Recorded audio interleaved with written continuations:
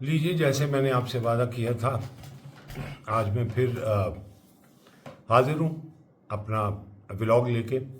तो मैं आ रहा हूँ वापस उसी जगह के ऊपर 90 में, जिस वक्त ये डिसाइड किया गया कि ये जो लाखों के जुलूस हर तरफ से आ रहे हैं, इनका जो है we have to put an end. जबकि प्रेस को जो है, वो सारी प्रेस वहाँ जो है बंद कर दी गई।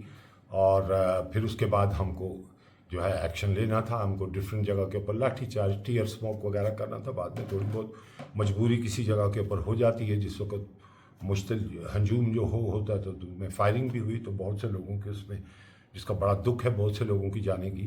तो मैं सबसे पहले आपको वो सुनाता हूँ, आपको बात करता हूँ मैं वो किलिंग की, जो कि गाँव कदल के ऊपर हुई। तो हुआ क्या कि मैं उस वक्त सिटी में डिफरेंट जगहों के ऊपर जो है, जैसा मैंने आपसे कहा, जुलूस निकल रहे थे।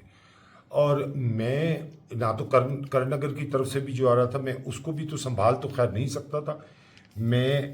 पर मुझे इतना याद है कि 21 की बात है शायद, हाँ 21 की बात है कि मैं उस वक्त एक जुलूस निकला वहाँ से, हारवन वगैरह और उस एरिया से, हारवन और उससे टॉप से, उसमें भी हज़ारों की तादाद में लोग थे। और वो सेंटोर के पास पहुँचे, तो उन्होंने सेंटोर में पहुँच के उन्होंने वो जो लाइटें वाइटें थी वो तोड़ना शुरू की। जिस वक्त मैंने वो सुना, उस वक्त मैं नेहरू पार्क की पुलिस पोस्ट पे बैठा था। तो मैं वहाँ दौड़ के वहाँ मैं जाके गया और अपनी फोर्स को लेके गया। मैंने वहाँ लाठी चार्ज किया, हवा में मुझे फायरिंग भी करनी पड़ी, बिकॉज वो बहुत ये मुश्किल था हजूम। वो आगे मैंने आपसे कहा 70-80 हज़ार लाख का हजूम होगा, वो आगे बढ़ता ही आ रहा था। सब लाइटें उन्होंने तोड़ दी, बोर्ड तोड़ दिए सेंटोर के, जो पब्लिक प्रॉपर्टी नज़र आई तो। लेकिन वो नारे मारते हुए, प्रो इंडिपेंडेंस के नारे मारते हुए जो है वो आगे बढ़ते जा रहे थे, मोस्टली वो नारे। तो उस वक्त जो है, जो मुझको वायरलेस के ऊपर ये पता लगा कि जनाब मेरे ही इलाके में गाँव कदल जो है, गाँव कदल में फायरिंग होगी। और नहीं कि जी जुलूस निकला बहुत बड़ा जो है, वहाँ से भी जुलूस आया और सामने सीआरपीएफ है वहाँ, तो वो कहते हैं हम उसको क्रॉस नहीं करने देंगे। पहले मैंने इस जुलूस को जो है मुश्तिल किया, थोड़ा सा मैंने हवा के अंदर भी फायरिंग की, टीयर बाज किया, थोड़ा सा जुलूस भागना शुरू हुआ। तो मैंने एसएचओ को कहा, राम मुंशी बाग वाले को, कि तू इसको संभाल, मुझे वहाँ जाना पड़ेगा, सिचुएशन आउट ऑफ कंट्रोल ना हो जाए। तो मैं दौड़ के, लेकिन जब तक मैं पहुँचता मैं लेट हो चुका था। जब मैं, मेरा ख्याल है कि मैं वहाँ था इसके पास, जहाँ मीर पान हाउस जहाँ होता था रेजिडेंसी में, थाने वाली रूट मैंने ली।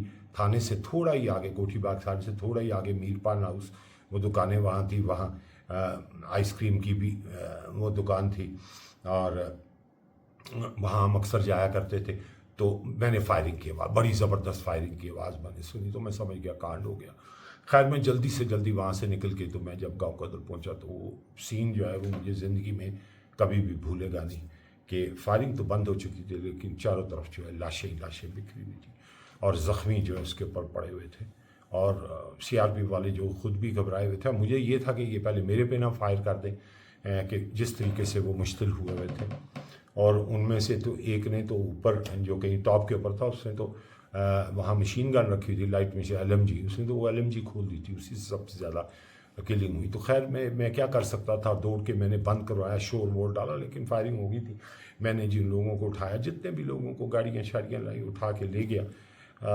लेकिन इस चीज़ का मुझे पता कि कम से कम मेरा जहाँ तक ख्याल है कि काफ़ी लोग जो है उसमें, वहाँ उसमें गाँव कदल के ऊपर जो काफ़ी मस्कर 20-21 से ज़्यादा ही, कोई 50 की बात कर रहा, कोई ये कर रहे, कोई 50 के करीब लोगों की जो है उसमें डेथ हो गई थी। तो वो एक बड़ा सानिया था, और कि एकदम उन्होंने फायरिंग खोल दी। जबकि मैं समझता हूँ कि अगर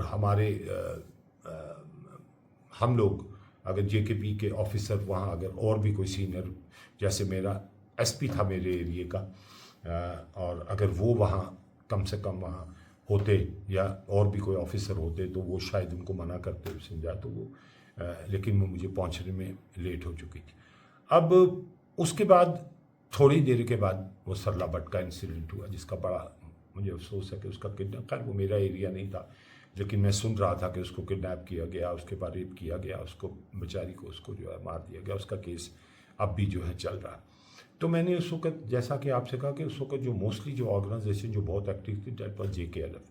یہ بات ہو رہا ہے کہ وہ مفتی صاحب کہ ہمیں یہ چیز یاد رکھنی چاہیے کہ جب میں وہ پنڈتوں کی میں وہ بات کرتا ہوں، ایکسیڈس کی بات کرتا ہوں کہ گورنر صاحب نے جس وقت ارینجمنٹ کرایا تو وہاں بھی تو کیمپ شین پہلے سے تیار تھے پرکھو میں، اس جگہ کے اوپر تو وہ گورنمنٹ ہی کی طرف سے تھا، تبھی تو پرکھو میں اور بٹل بالیاں میں ہر جگہ ٹینٹ وینٹ اور سامان جو ہے جب یہ پہنچے تو وہاں وہ لگا ہوا تھا. تو وہاں جو ہے اس وقت جو ہے یہ بی پی سنگھ کی حکومت تھی، اور بی پی سنگھ کی حکومت کے بعد شاید مرار جی کی آئی، اس کے بعد کانگریس کی حکومت آئی، اور ہوم منسٹر جو تھے وہ ہمارے مفتی صاحب تھے. تو میں یہ نہیں کہتا ہوں کہ یہ گورنر کے لیول کے اوپر یہ اکیلا ڈیسیجن ہوتا. آپ کو بھی پتا کہ یہ ڈیسیجن ہماری اسٹیٹ کے بارے میں جو بھی ڈیسیجن ہوتے ہیں یہ دلی کی لیول پہ ہوتے ہیں. آپ یہ کہیں کہ انہوں نے گورنر سے بھی پوچھا ہوگا اور کہا ہوگا کہ جی یہ چیز کرنی ہے، تو گورنر صاحب نے بھی یہ، کیونکہ میں نے وہ ہمارے وہ ہدایت اللہ کیا نام تھا ان کا، وہ ڈویژنل کمشنر رہے تھے، ان کی بھی ایک کتاب پڑھی، اگر آپ بھی پڑھنا چاہیں تو آپ وہ پڑھ سکتے ہیں. اس کی بک میں انہوں نے ذکر کیا کہ میں نے مخالفت کی تھی، وہ ان دنوں ڈویژنل کمشنر تھے، تو انہوں نے کہا تھا کہ نہیں ہم ان کو نہیں جانے دیں گے، یہیں ان کے کیمپ بناتے ہیں اور ادھر ہی رکھتے ہیں ان کو، تو لیکن ان کی بات نہیں مانی گئی. تو میں نے میرا یہی مطلب کہنا کہ وہاں دلی میں جو ہے اس وقت ہوم منسٹر مفتی صاحب تھے اور وی پی سنگھ کی حکومت تھی، تو یہ ڈیسیجن ہائی لیول پہ کیا گیا ہوگا کہ جی ان کو وہاں سے شفٹ کر کے تو آپ سیف جگہ پہ پہنچو. اچھا وہ سرلا کا میں نے آپ کو کہا کہ وہ انسیڈنٹ 90 میں ہوا، اور اس کے بعد جہاں تک میں سمجھتا ہوں اس کے بعد تو بڑے واقع اور بھی ہوئے، لیکن ہاں مجھے یاد آیا کہ مولوی صاحب کا انسیڈنٹ ہوا کہ مولوی فاروق صاحب کا جو ہے اس کو کچھ گن مینوں نے وہیں ان کے نگین کے ریزیڈنس کے اوپر جب وہ نکل رہے تھے تو ان کو مار دیا. تو وہ اس کے بعد سی بی آئی کو اس کی تفتیشی انہوں نے پھر بعد میں ملزم وغیرہ پکڑے.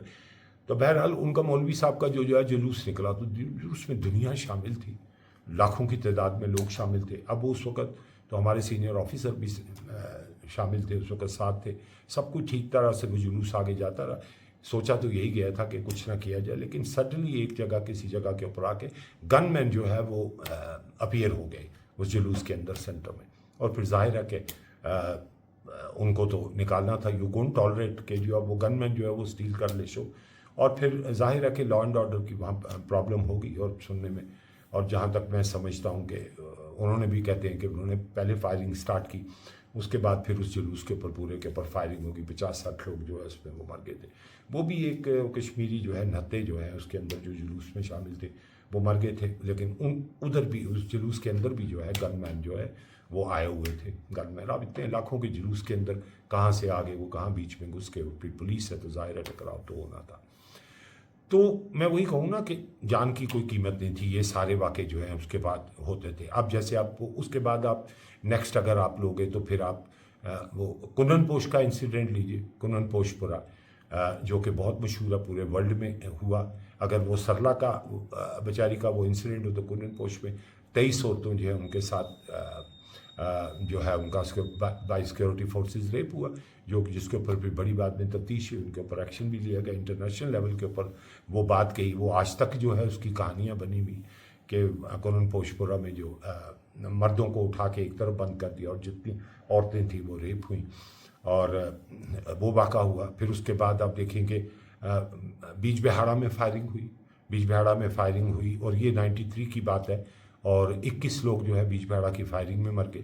اسی طرح اب آ جاؤ ونڈہامہ پہ آ جاؤ تو کشمیری پنڈتوں بیچارے ونڈہامہ میں، اور اس میں 24 پنڈت جو ہے بیچارے وہ مار دیے گئے. پھر اب آپ چھٹی سنگھ پورہ لے لیں، چھٹی سنگھ پورہ کے اندر 69 جو ہے سرداروں کو جو ہے مار دیا گیا، سکھ کمیونٹی کو مار دیا گیا. اللہ جانے وہ کیا اسکیم تھی، ان کو مار دیا گیا.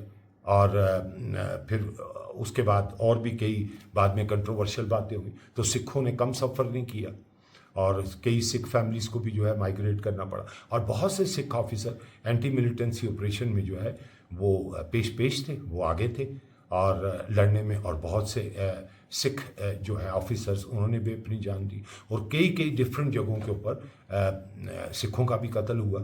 کسی کے اوپر کوئی الزام لگا کے، کسی کے اوپر کوئی لگا کے ان کو ملیٹنٹس نے مارا، اور یہ سچائی ہے. اور انہوں لوگوں نے بھی سفر کیا. اب آ جاؤ کشمیر والوں کے اوپر، میں نے جو آپ کو یہ کچھ باتیں بتائیں अब कश्मीर वालों के ऊपर क्या होता था, क्रैक डाउन्स हो रहे थे, आपकी पूरी बस्ती जो है उनको घेरा जाता था, उसके बाद लोगों को सुबह से लेके वहाँ लाइन में लगाया जाता था, और उसके बाद उनके घरों की तलाशियाँ होती थी, बुढ़ा बुजुर्ग सारा। मेरा फादर इन लॉ बेचारा इतना ओल्डर आदमी, वो भी जो है सुबह से लेकर रात तक कोई उसको भी बख्शता नहीं था, लड़कियां भी, औरतें भी, दूध पीने वाले बच्चों वाली माएँ भी, वो भी पिलाने वाली माएँ, वो भी बीच में, दूसरी भी सारी लाइन ये क्रैक डाउन। अच्छा, फिर उसके बाद कैट ऑपरेशन होता था, गाड़ी के अंदर हमें कैट को बताया, कैट क्या एक मिलिटेंट होता था जो हमने विन ओवर कर लिया होता, तो उसको हम गाड़ी के अंदर छुपा के बिठा देते थे, उसको हम कैट ऑपरेशन करते थे, और फिर सारे लोगों को जो है बारी बारी उस गाड़ी के पास से गुजारते थे, और वो जो अंदर मिलिटेंट था उसने नकाब पहना होता था, वो कैट बना होता था, वो माउस को पकड़ता, वो इशारे से बोलता था हाँ ये था, ये भी हमारे साथ है, ये भी मिलिटेंसी में है, ये भी, वो जिसको चाहे पकड़ाता रहता था, इसको भी पकड़ो, इसको भी पकड़ो, ये काम भी चलता था। और फिर इस सारे ये सब कुछ जो है ये सब कुछ हो रहा था। और लेकिन ये मैं बताऊं कि इससे ज़्यादा जो इनकी एजुकेशन है बच्चों की, वो सबसे ज़्यादा सफ़र की कश्मीर के बच्चों की एजुकेशन। लगातार हड़तालें हो रही हैं, लगातार बंद हो रहे हैं, लगातार फायरिंग हो रही है, लगातार गोलियां चल रही हैं बच्चों के।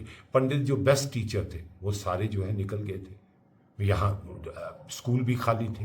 अच्छा, स्कूल की बिल्डिंगों के अंदर पैरामिलिट्री फोर्सेस जब आहिस्ता आहिस्ता धड़ाधड़ पैरामिलिट्री फोर्सेस आने लगी, तो वो स्कूल हमने उनको अलॉट करना शुरू किया, तो पढ़ाई कहाँ गई, बच्चों ने सबसे, और गरीब के बच्चे ने सबसे ज़्यादा मार गई।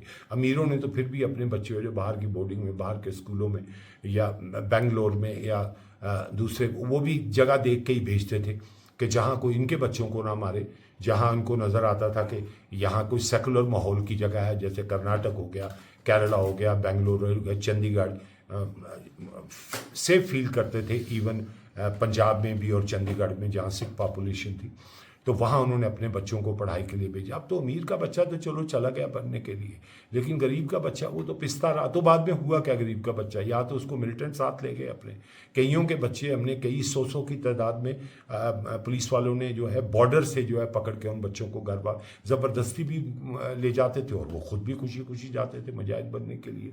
तो या वो वहाँ चले गए, तो या वो ड्रग्स में पड़ गए। अब तो गरीब का बच्चे की तो पढ़ाई, और गांव के बच्चे की पढ़ाई का तो उनका तो बेड़ा ही गर्क हो गया। तो ये सब भी तो कश्मीरीज ने जो है ये सब कुछ जो है उसमें ये सहा, और ये जुल्म उनके ऊपर भी सहा। आपको याद होगा एक और भी बड़ा वहाँ सोपुर में मैसेकर हुआ था 1993 में, 55 लोग जो है सिविलियन के ऊपर, वहाँ जो है बीएसएफ ने फायर खोल दिया था। अब हो गया कि वो जुलूस आया होगा, ट्रुप्स जो हैं वो मुश्तिल हो जाते हैं कि शायद ये हमारे ऊपर अटैक कर देंगे, फायर खोल देते थे। पूछता कहाँ था, कौन पूछता था, तो फायरिंग कर देते। मैजिस्ट्रेट नाम की कोई चीज़ ही नहीं थी। हमने कोई इंजीनियर पकड़ के उनको मैजिस्ट्रेट बनाया हुआ था, मैजिस्ट्रेट भी भाग गए हुए थे, काम कुछ भी नहीं था। आपका ये जो है ये खाली रहता था, आपका even post and telegraph department, वहाँ भी पुलिस वाले चले गए हुए थे। मुझको किसी ने सवाल किया था जी कि एक डीएसपी के साथ कैसे गवर्नर बात करता है। अरे आप क्या बात करती हैं, एक एसएचओ के साथ वो बात करता था, क्रॉस चेकिंग करता था। वो एसएचओ को फ़ोन करता था और फिर एसपी से पूछता था, वो क्रॉस चेकिंग करता था गवर्नर। वो इतना स्मार्ट गवर्नर था। और आप बात कह रही हैं कि डीएसपी के साथ, डीएसपी तो बहुत बड़ी पोस्ट होती थी उस वक्त में, वो आज वाली थोड़ी है कि एक जगह जो मेरा सब डिवीज़न था जिसका मैं इंचार्ज हूँ, आज वहाँ 4 डीएसपी हैं। तो मैं आपसे बात कर रहा हूँ, आई एम टॉकिंग अबाउट 1989, 90, 88, 85, 86 की मैं आपसे बात कर रहा हूँ। तो ये हाल है, ये जो कश्मीरियों ने भी सहा। और मैंने तो वो भी बताया आपका कि पंडित जो बेचारे कुछ रह गए थे यहाँ 93 तक, तो वो जाते रहे, लेकिन जो यहाँ उनमें रुक गए थे, तो वो जनाब वो रहा सा कसर जो है वो पूरी कर दी वहाँ वंडहामा में, कि 24 पकड़ के जो है वो पंडित जो है वो 93 में उन्होंने मार दिए। तो वो बेचारे जो छुपे वो रह गए। लेकिन फिर ये भी तो आप देखेंगे 15-20 हज़ार पंडित आज तक हैं, आज भी अपने घरों में। या तो आपको तो उनकी ज़रूरत और उनकी हिम्मत के ऊपर आपको सलाम पेश करनी पड़ेगी कि वो कश्मीर में रहे और उनको किसी कश्मीरी ने मारा नहीं। वो आज बड़े आराम से वो रहते हैं, वो अभी भी यहाँ रहते हैं, और उसके बाद उनको किसी ने कोई टच नहीं किया, वो यहीं रहे। तो मेरा ये कहने का मतलब कि अगर वो भी दिलेरी कर सकते हैं तो आपको भी दिलेरी करनी चाहिए। And you should also try कि आपको अगर बुलाया जाए और प्यार से ये लोग बुलाएं तो देन आपको आना चाहिए। अब मैं आपको कुछ और इंटरेस्टिंग बातें करूँगा। मैं अपना जो मेरा वो लास्ट व्लॉग होगा, और क्योंकि उसमें मैं ये भी बताऊँगा कि मेरे हिसाब से क्या तरीका होना चाहिए कि कश्मीरी पंडितों की वापसी का हो, और इस तरीके से हो कि بہت ہی والہانہ اور والنٹری وے میں ہو، جہاں کے ساری کمیونٹی کے لوگ ان کو ویلکم کر کے آئیں، وہ اپنے گھروں میں رہیں. تو تب تک ہم ملتے ہیں. خدا حافظ.